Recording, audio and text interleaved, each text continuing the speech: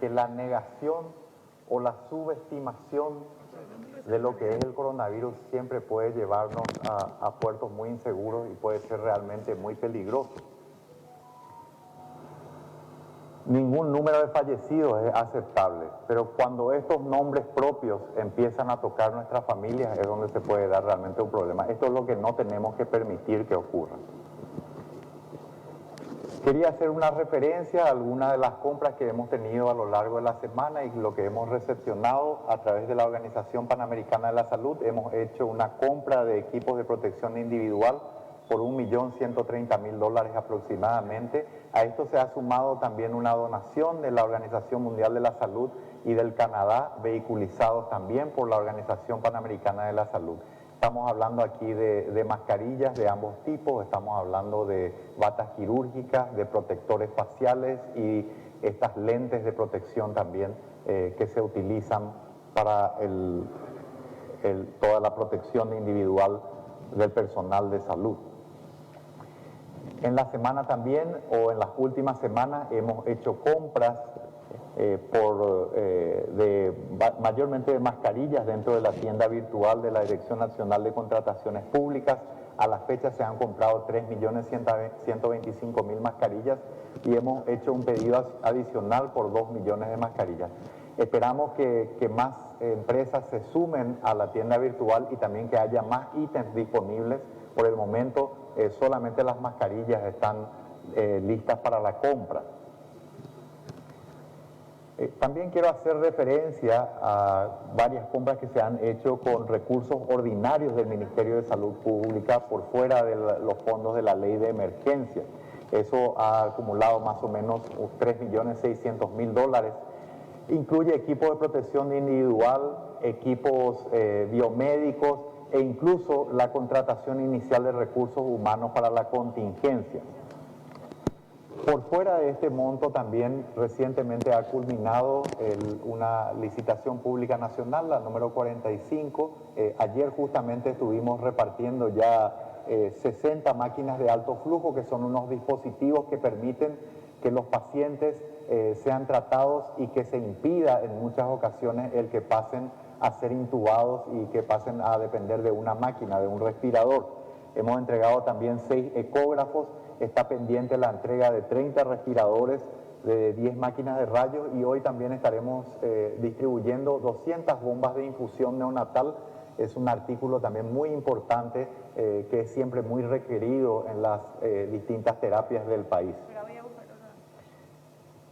Con las compras fondo COVID tenemos una compra que va a estar finalizándose ya el día lunes o martes. Y esperamos la entrega de 50 respiradores, para fines de la semana que viene. Además de eso, estamos aguardando la primera parte de 250 respiradores que van a ser donados por Estados Unidos. Estamos acordando con la embajada justamente, ultimando los detalles para esa entrega, que creemos se va a dar en la primera quincena de julio. También está ya en contrataciones y seguramente en el día de la fecha probablemente va a estar elevado esta licitación, o mejor este llamado, que son por 250.000 hisopos, como hemos mencionado en varias ocasiones. Es un insumo crítico con muchas dificultades de obtener, pero creemos que con esto se va a tener un stock suficiente para permitirnos ir abordando con tranquilidad los próximos meses, donde queremos seguir sosteniendo este ritmo muy importante de testeo que estamos teniendo actualmente. También quiero recordarles que la Secretaría Nacional Anticorrupción ha reconocido al Ministerio de Salud Pública, más allá de todas las dificultades, como la entidad con mayor transparencia y que con mayor facilidad ha permitido el acceso a sus datos. Ustedes tienen un tablero muy amigable que da cuenta de todo lo que se está haciendo en la gestión COVID, al detalle de la entrega de todos los insumos, equipos, etcétera, a los distintos establecimientos de salud y por los montos pertinentes. Pero queremos sumar más a eso y estaremos presentando hoy un tablero que va a estar listo a partir de la semana que viene, que tiene que ver con el Centro Nacional de Monitoreo de Medicamentos e Insumos. ¿Qué es lo que les va a permitir eso al ciudadano o a cualquiera de ustedes? Les va a permitir ver cuál es la distribución de los medicamentos a lo largo de todo el país, y lo van a hacer simplemente usando el teclado de sus computadoras, de cualquier dispositivo. Les voy a mostrar más o menos cómo luciría. Esta sería la portada con la distribución total, la distribución por región sanitaria, por hospital.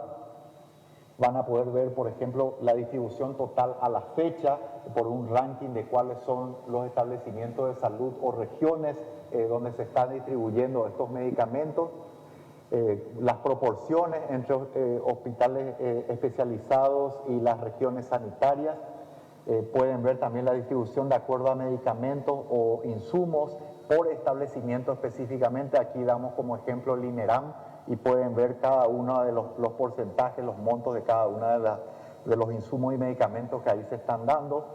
También lo pueden ver por regiones sanitarias, y estamos convencidos de esto, que va a generarnos más control y más ahorro. De hecho, el Centro Nacional de Monitoreo, por primera vez en la historia del Ministerio de Salud Pública, ya desde su establecimiento el año pasado, nos permite tener un número real estadístico de cuál es el consumo de los insumos y medicamentos a lo largo del país. Hasta hace poco eso se basaba en un estimado de la distribución, pero hoy tenemos el consumo real merced al proceso de informatización de los establecimientos de salud, donde se puede hacer una trazabilidad de dónde van esos medicamentos con nombre, apellido, número, cantidad de comprimidos, etcétera. Quiero darle algunos ejemplos de lo que han permitido esos llamados y ese mejor control. Aquí, estos son al inicio de la gestión aproximadamente. En agosto del 2019 pueden ver, por ejemplo, el losartán se compraba a 1.230 guaraníes. Hoy el precio al que el ministerio compra es a 155 guaraníes. Este es un antibiótico muy requerido, sobre todo en el ámbito de las terapias intensivas o hospitales complejos. Pueden ver el precio en agosto del 2018, estaba en 115.000 guaraníes y hoy está en 15.000 guaraníes, merced a los llamados y compras más eficientes que se han dado. Lo propio puede darse con la amoxicilina sulbactam, otro ítem de alto consumo, 33.500 y baja 21.000. Ese es el tipo de datos que va a poder ver cualquier ciudadano.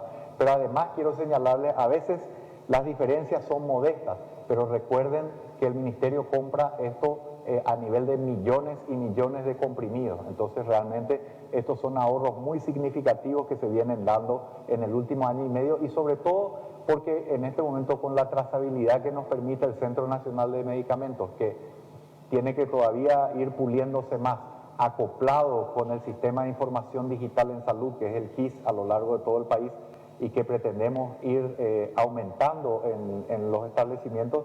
Entonces todo eso nos permite tener datos fidedignos para compras más eficientes. Este es otro, el enalapril, también otro artículo, probablemente el de mayor uso en el Ministerio de Salud, con una diferencia muy significativa también en términos de los precios de compra anterior. Quiero señalar simplemente que, a pesar de las dificultades que tenemos con el COVID y muchos ajustes que debo reconocer hemos tenido que hacer en el Ministerio, la gente sigue atendiendo todo lo demás.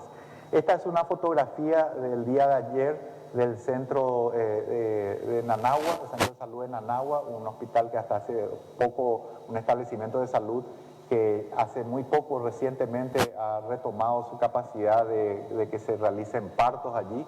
Personal de salud equipado con los equipos de protección individual, acudiendo a su lugar de trabajo fuera de su horario para un parto. Eso demuestra simplemente el compromiso que tiene el personal de salud en el ministerio para estar sirviendo a la gente como debe ser. Hoy quiero adelantarles que tenemos unas 1.700 muestras que están siendo procesadas. Aparentemente estamos más o menos con un patrón de unos 40 casos positivos.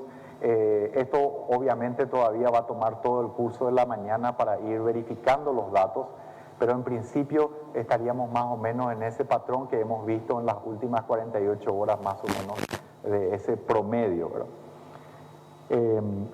Finalmente, solamente recordar a toda la gente que debemos aferrarnos a todas las medidas que nos han dado. Pido encarecidamente a todos a los efectos de que podamos cuidar a nuestros padres, a nuestros abuelos, a nuestros parientes que tienen enfermedades crónicas, a nuestros niños. Es necesario seguir guardando esa distancia física, seguir lavándonos las manos, seguir usando las mascarillas y protegiéndonos entre todos. Muchas gracias y atento a las preguntas que pudieran tener. Sí, muchas gracias, ministro. A partir de ahora habilitamos la ronda de consultas y pueden, por favor, disponer de 2 consultas por cada medio de comunicación debido a una cuestión de agenda. Muchas gracias. ¿Qué tal? Luis Acosta, de la 780, ministro. ¿Se puede explicar por qué se está utilizando los gastos, el presupuesto ordinario y no los recursos de los 1.600 millones de dólares para la compra de insumos, ministro? Sí, con mucho gusto. Lo que ocurre es, en primer lugar, que hay una planificación de fortalecimiento de distintas áreas que tienen también conexión con lo que tiene que ver con el COVID. Muchos de los procesos ordinarios que se llevan adelante en organismos del Estado y particularmente en el Ministerio de Salud Pública toman mucho tiempo y varios de estos procesos, a veces toman 60, 90 días, fueron iniciados mucho antes de la ley de emergencia, ¿verdad? O simultáneamente, ¿verdad? Ministro, hace 4 meses cuando iniciaba la cuarentena, ustedes decían de que la cuarentena empezaba temprano para poder equipar a todo el Ministerio de Salud, a los servicios de salud y poder aguantar lo que va a ser la pandemia como tal cuando llegue aquí. Después de 4 meses, ¿ya está equipado el Ministerio de Salud? ¿Ya está preparado para afrontar la pandemia o todavía no? No, te agradezco mucho la pregunta. Ahí hay una cuestión que hay que hacer en rigor. La razón por la que se hace la cuarentena es principalmente para aplanar la curva y para salvar vidas.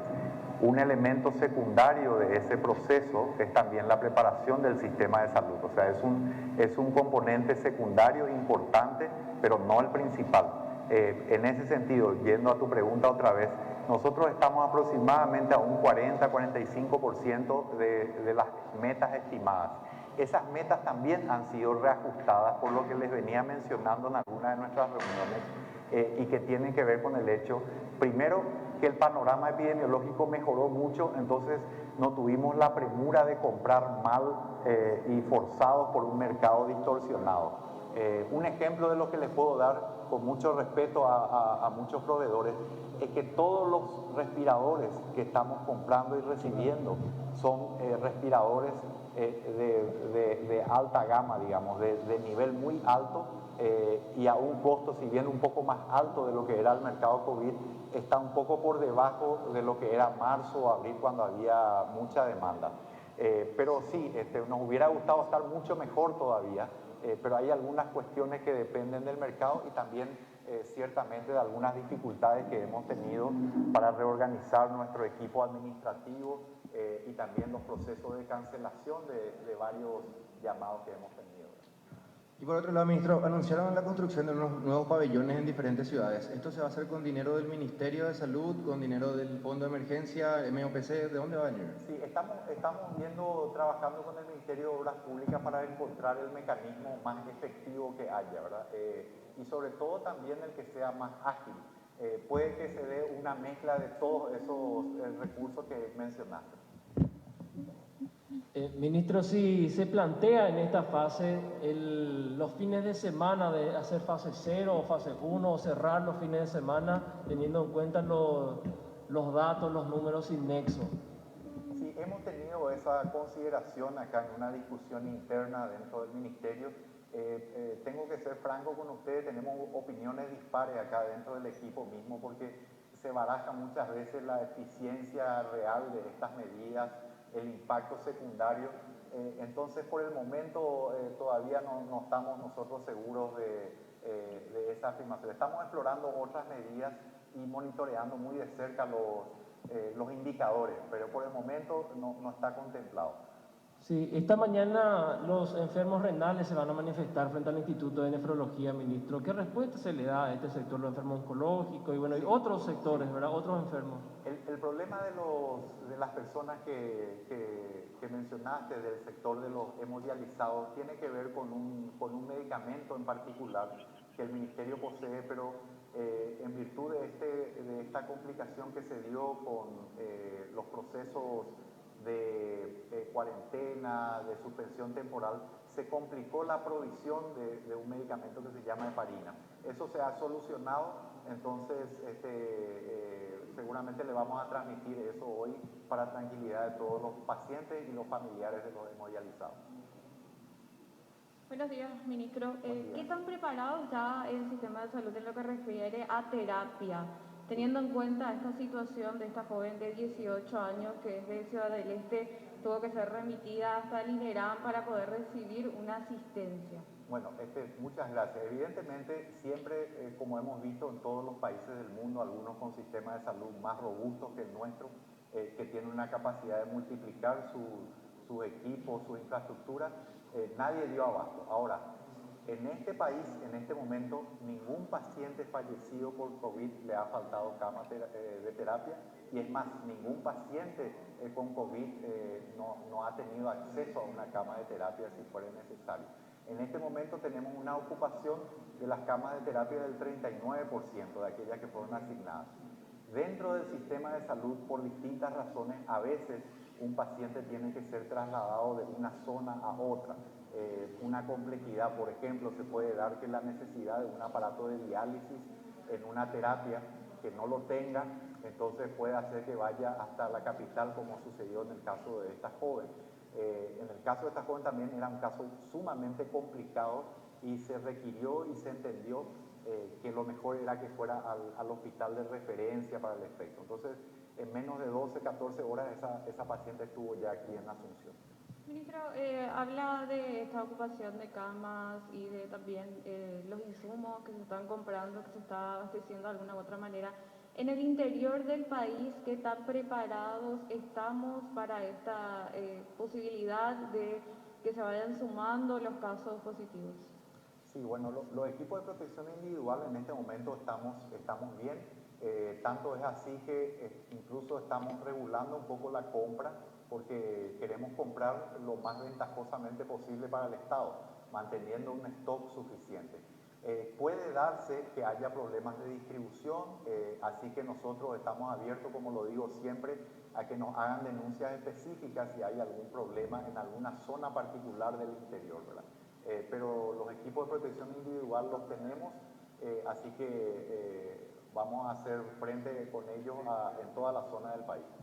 Ministro, justamente sobre los centros regionales, ¿cuántos de estos están bien preparados para la unidad de terapia intensiva? ¿Cuántas camas por centro aproximadamente?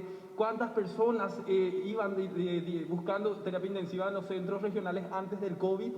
¿Y por qué no se está utilizando el dinero para justamente, como dice la compañera, comprar equipos necesarios para esos centros? Porque aparte del caso de Ciudad del Este, me dice eco de que hace 2 días una persona que estaba por un cuadro ajeno al COVID, internada en el Hospital Regional de Luque, debió ser trasladada hasta Villa Ayes para hacerse la resonancia magnética y luego trasladada hasta el INERAM porque en el Hospital Regional de Luque no había terapia intensiva, sino solamente terapia intermedia. Es lo que le dijeron. Claro, recordemos una cuestión, volvamos un poquito atrás antes del COVID. La necesidad país histórica de camas de terapia intensiva es exactamente el doble de las que tenemos. O sea, esa no es porque ahora hay COVID que tenemos problemas de camas de terapia, ¿verdad? O de demandas. Desde siempre, históricamente, ese es un desafío que tenemos. ¿Y cuál es el problema principal para poder abordar eso? Es la falta de recursos humanos. No es una cuestión de construir y poner equipos, sino el desafío es tener suficientes recursos humanos para hacerlo.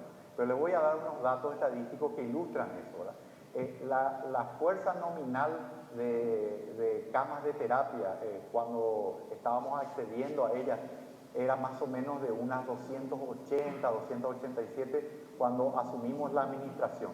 Operativas estaban 210 camas.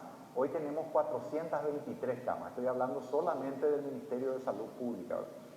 Y el problema es que es imposible que todos los hospitales, digamos, tengan la cantidad de camas de la noche a la mañana, porque necesitamos los terapistas que puedan operar eso, o al menos médicos con especialidades afines que tengan la experiencia suficiente, ¿verdad? Entonces ese desafío es el que venimos construyendo. Hay zonas que tienen terapia por primera vez, por ejemplo Caguazú tiene 4 camas por primera vez. Casi todas las zonas del país han aumentado su número de camas. Estamos hablando de Ciudad del Este, por ejemplo. Ciudad del Este, en agosto del 2018, entre camas adultos, pediátricas, neonatos, tenía aproximadamente unas 16 camas, ¿verdad? Hoy estamos sumando ya 34, si no me falla la memoria, con las 16 que están en el Hospital Integrado de IPS. Entonces, este desafío de terapia intensiva es un desafío arrastrado histórico y que estamos tratando de mejorar. ¿Y qué más estamos haciendo para poder abordar esa dificultad de recursos humanos? Hay un curso, hay una capacitación que se da con ayuda del BECAL, un curso que nos permite a la gente y a los recursos humanos poder tener una capacitación en el ámbito de terapia intensiva. Nos los vuelve especialistas, pero les permite operar bajo la supervisión de un terapista. Bueno, se entiende, entonces hay recursos, pero no personal capacitado, eso por un lado. Pero otra pregunta, se mencionó que de ser necesario se estaría utilizando las camas del sector privado para poder cubrir la demanda. ¿Esto va a ser pagado por el Estado? ¿Van a estar pagando por las camas a los sanatorios o directamente se va a hacer uso? ¿Cuál es el acuerdo al que se llega con los dueños de los hospitales privados? Bueno, hay que revisar un poco la normativa, hemos hablado de eso, es una posibilidad, ojalá no se dé. Pero obviamente si el sistema público integrado actualmente por todas las otras instituciones como el IPS, los hospitales militares, policiales, los hospitales universitarios es rebasado, sin ninguna duda vamos a tener que hacer uso de las terapias privadas también. Hay que ver qué dice la legislación al respecto. Lo importante es primero asegurar que eso esté disponible para la ciudadanía. Lo demás es secundario, importante, pero secundario. Fátima Garay de Telefuturo. Ministro, aumentan los casos positivos. Actualmente, ¿cuántos respiradores activos tenemos? Sin contar los que están en donación, están en camino, vienen en breve. ¿Cuántos están actualmente disponibles en caso de emergencia? Sí, bueno, tenemos actualmente destinados a la parte respiratoria / COVID, ¿verdad? Porque es un solo grupo para nosotros, 250 respiradores en el sistema integrado de salud, o sea, con todos los que están en el sector público que acabo de mencionar. Y eso está continuamente avanzando. Fátima, para tener una unidad de terapia necesitas básicamente una cama, un monitor y un respirador. En muchos casos tenemos la cama y el monitor esperando por el respirador, ¿verdad? Entonces, esta llegada de respiradores no es que tenemos que ajustar cosas, prácticamente de la noche a la mañana van a aumentar nuestra capacidad probablemente para la primera quincena de julio en otras 100 camas, ¿verdad? Lo cual obviamente va a dar un respiro muy importante. Ahora también hay varios personales de blanco, policías y militares que están dando positivo. ¿Qué es lo que pasa? ¿No tienen los insumos necesarios o es irresponsabilidad de ellos, ministro? ¿O quién le tiene que proveer a ellos el sistema de protección? Sí, bueno, es difícil, habrá que ver caso por caso. Hay que tener en cuenta que el personal militar y policial está haciendo una tarea realmente enorme, valiosísima, y también está en una situación de riesgo en interacción con muchos casos positivos, ¿verdad? Nosotros tenemos los equipos de protección individual y si hiciera falta y fuera requerido, obviamente vamos a estar proveyendo para las fuerzas públicas que están, como decía, trabajando en el ámbito de salud pública, porque el ámbito de los albergues para nosotros es salud pública. Orlando de Radio 1, ministro, buenos días. Ministro, ¿hay un riesgo de no iniciar el campeonato local con lo que informaba ayer la APF con este caso positivo en el Club Cerro Porteño? Sí, bueno, habrá que ver un poquito si es parte del grupo de ellos, si se trata del plantel de primera. En el caso del fútbol profesional estamos hablando de una cohorte, es como una gran familia, ¿verdad? Como un núcleo gigante conformado por los 12 clubes, ¿verdad? Y sus planteles con los demás. Evidentemente, si está comprometida de alguna manera la seguridad, la salud, como lo dice el propio presidente de la APF, y lo ratificó también el presidente de la Conmebol ayer. Aquí están claras las prioridades. Lo primero es la salud del plantel, del deportista, de los que componen la familia del fútbol. Así que si se puede superar este obstáculo, seguramente se seguirá adelante con el cronograma, pero siempre con esa prioridad en mente. Otra cuestión, ministro. ¿Qué medidas vas a tomar desde el ministerio con relación a este médico del distrito de Itá? De que se negaba primeramente a hacerse la prueba, se realizó la prueba, dio positivo por culpa de su irresponsabilidad, más de 30 personas fueron en cuarentena. ¿Qué medidas van a tomar desde el ministerio con este personal médico? Sí, yo tengo entendido que el director de la 11ª región ha planteado una denuncia en ese sentido, entonces habrá que deslindar responsabilidades ya con la fiscalía. Buen día, ministro. Buen día. Con relación a la triple internación, ¿qué datos se tiene y si la curva de casos positivos ascendería según la proyección del Ministerio de Salud? Sería la primera pregunta. Perdón, la triple internación dijiste. Casos que dieron positivo, si hubo una reinternación, en algunos casos triple internación se está hablando, en ese caso puntual. Si hubo una reinternación, alguien que se recuperó y después se reinternó. No tenemos conocimiento de eso, seguramente haces alusión al interrogante de si las personas adquieren o no inmunidad, ¿verdad? Bueno, eso hubo cierta duda, sobre todo proveniente de los países asiáticos que ya habían superado la primera oleada y después había algunos casos que aparentemente volvían a dar positivo. Pero la investigación más detallada de eso sugiere que puede ser un problema de toma de muestra inadecuada o de algún falso positivo de laboratorio. Y nosotros no tenemos ningún reporte de la Dirección de Vigilancia de la Salud de una reincidencia, por así decirlo, o recibida de casos. Y la curva, sí, según las proyecciones de salud, ¿cuánto más, no sé si en porcentaje o en números, tienen esas proyecciones? Bueno, la curva está ascendiendo, ¿verdad? Que es lo que esperamos con el avance de la epidemia. Se usan varios cálculos matemáticos que simplemente lo que usan es más o menos cada cuánto se están duplicando los casos, cuál es el promedio de casos. Y bueno, usando una de ellas, una unidad metódica, se había calculado un pico ascendente más o menos para fines de agosto, septiembre. Eso obviamente va modificándose porque son proyecciones en base a los datos. Con la ayuda de la ciudadanía muchas veces se ha dado un martillazo a eso. De hecho, les recuerdo que nosotros en abril esperábamos para fin de mes, a principios de abril esperábamos para fin de mes un pico, pero merced al excelente comportamiento de la gente, a la incorporación de las medidas, se ha bajado. Y quiero aprovechar tu pregunta para hacer una distinción.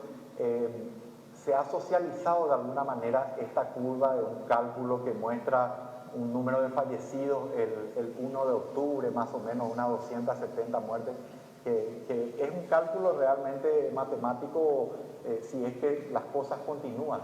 Pero les quiero poner su atención sobre otra cuestión. Si se fijan bien en la curva, en realidad son dos que son más o menos paralelas. Y la que está por debajo, que tiene una estimación menor, ¿saben qué significa? Es la curva si usamos mascarilla. O sea, está en poder de la gente cambiar esa historia, ¿verdad? O mitigar por lo menos esos números. Entonces, ahí te hace un cálculo sin máscara y con máscara. Y el impacto es enorme, hay casi un 30% de diferencia. Entonces, usamos estos métodos, no son absolutamente infalibles, pero sí, y esperemos que podamos cambiar como lo hicimos varias veces hasta ahora, que podamos probar equivocada esa estimación. Y la segunda pregunta, ministro, sobre el informe de Contraloría de una falta de control por parte del Ministerio de Salud de medicamentos delicados, entre ellos medicamentos oncológicos. Si se tomó las medidas necesarias, tomó conocimiento. Sí. Recordemos que desde que se ha dado la denuncia a través de un programa televisivo, yo he ordenado inmediatamente, en primer lugar, un informe a la Dinavisa, eventualmente una investigación. Después se ha dado lugar a una denuncia a la Fiscalía, se ha puesto en cuarentena los medicamentos y se ha Incluso se ha dispuesto una medida cautelar que es el cierre temporal, digamos, de la empresa hasta que esto pueda esclarecerse, ¿verdad?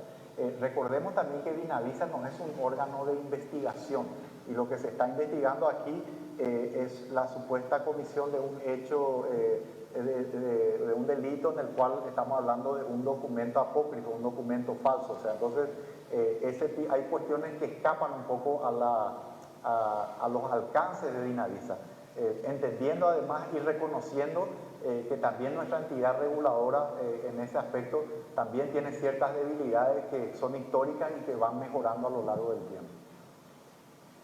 Ministro, el presidente en su informe decía que no estaba satisfecho con la ejecución presupuestaria.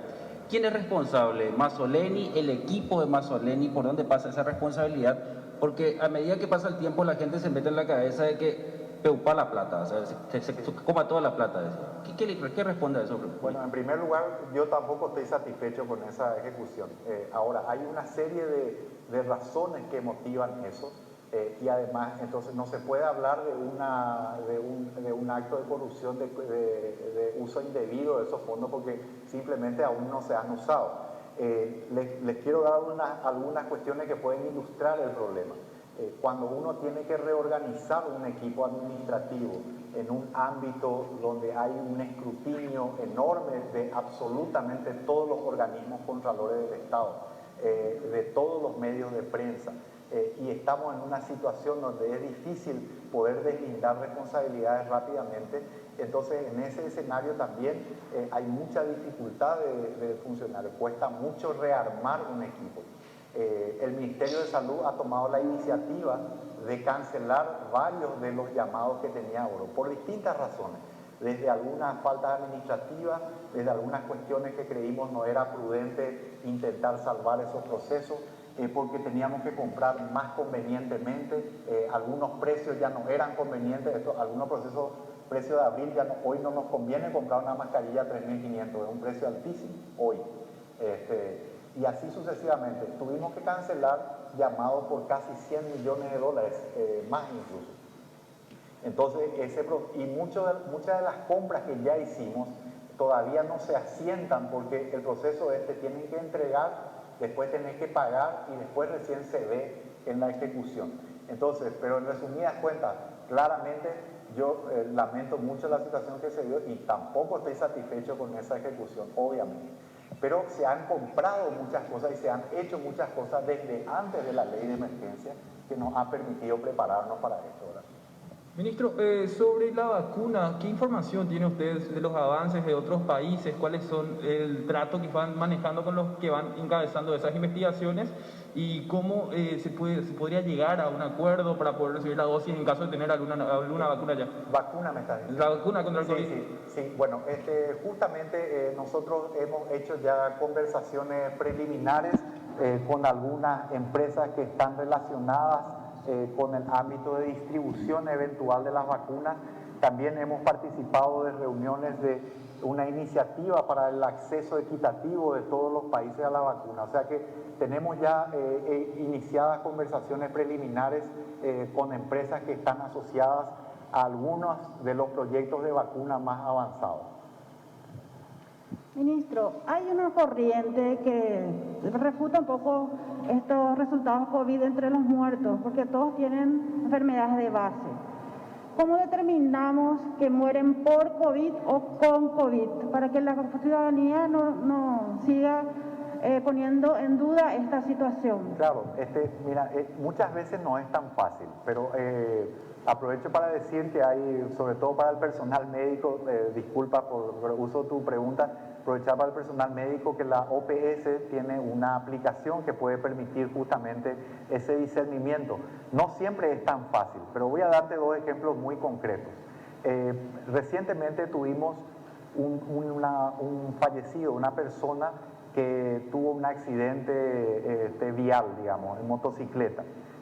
En el proceso también se le hizo para el cuidado de los médicos, también se le hace una toma de muestra COVID y dio casualmente positivo.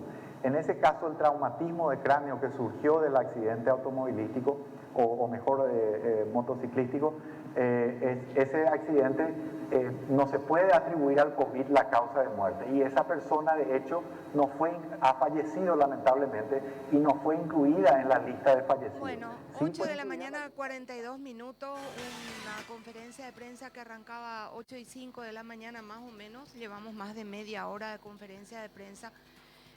Hoy el ministro cambió un poco su estrategia. Se nota que está teniendo por lo menos o probablemente asesoría de comunicación política, porque arrancó contando las cosas que van a pasar, como por ejemplo un portal donde vamos a poder controlar los medicamentos.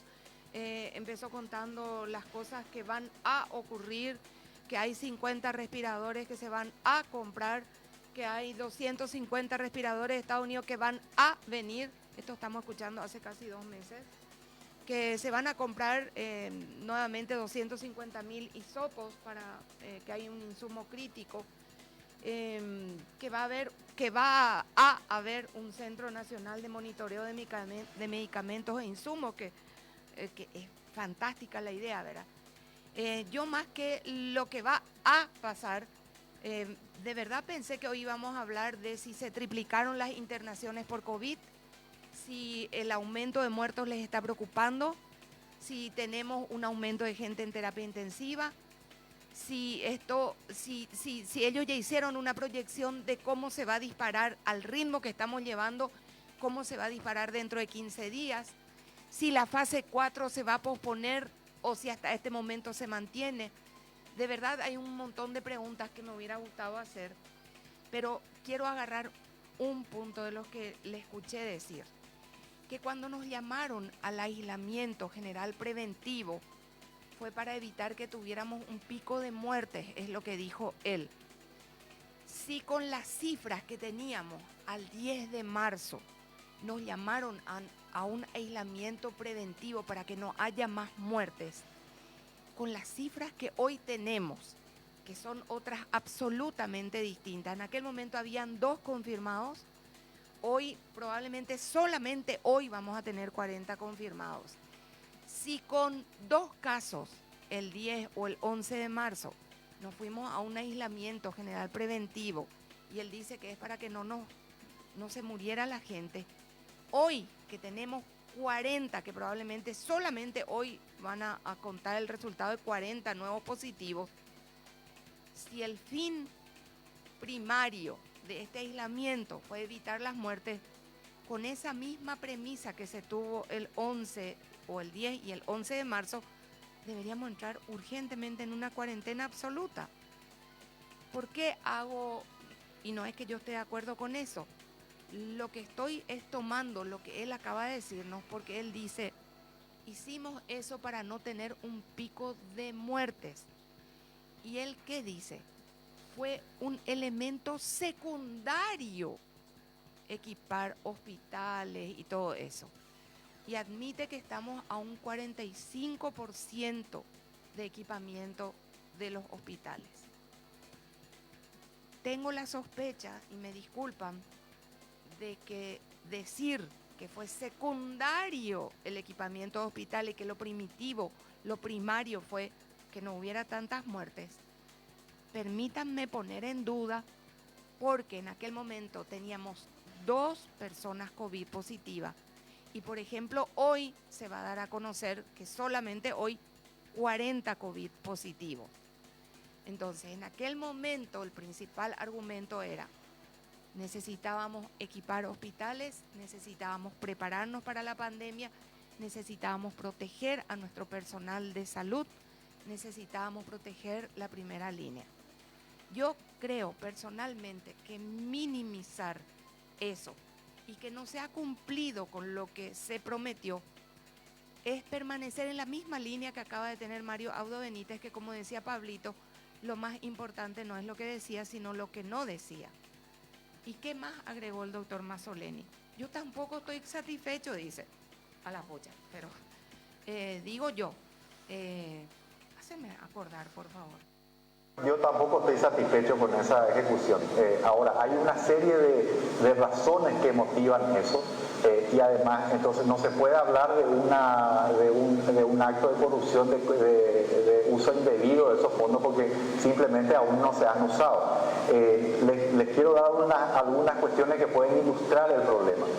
Cuando uno tiene que reorganizar un equipo administrativo en un ámbito donde hay un escrutinio enorme de absolutamente todos los organismos contralores del Estado, de todos los medios de prensa, y estamos en una situación donde es difícil poder deslindar responsabilidades rápidamente, entonces en ese escenario también hay mucha dificultad de funcionar, cuesta mucho rearmar un equipo. El Ministerio de Salud ha tomado la iniciativa de cancelar varios de los llamados que tenía ahora, por distintas razones. Esto es lo que decía, yo tampoco estoy satisfecho, decía el ministro de Salud, pero un breve resumen antes ya de escucharle a los compañeros, porque cuando empezaba él a hablar, estaba contando un escenario, nos miramos con Federico y dijimos, esto parece una gran piloteada, ¿verdad? Era una gran piloteada. Era una gran. Parecía y era. O parecía y fue. No es el estilo de él. Mira que sus estilos siempre fueron al pan, pan, al vino, vino. Esto está pasando, para esto nos estamos preparando, tenemos esta cifra. Y este es un momento en el cual esperamos esa cifra. Necesitamos saber si es cierto que se triplicó la cantidad de internados. Necesitamos saber si es cierto que los hospitales se están llenando con casos respiratorios y que en caso que lleguen casos de COVID puede que ya no haya camas. Necesitamos saber, cuando nos dicen que tenemos equipado el 45%, ese, ¿qué? 55%, ¿qué es lo que falta? ¿Qué es lo que más falta? Porque él habla de que tenemos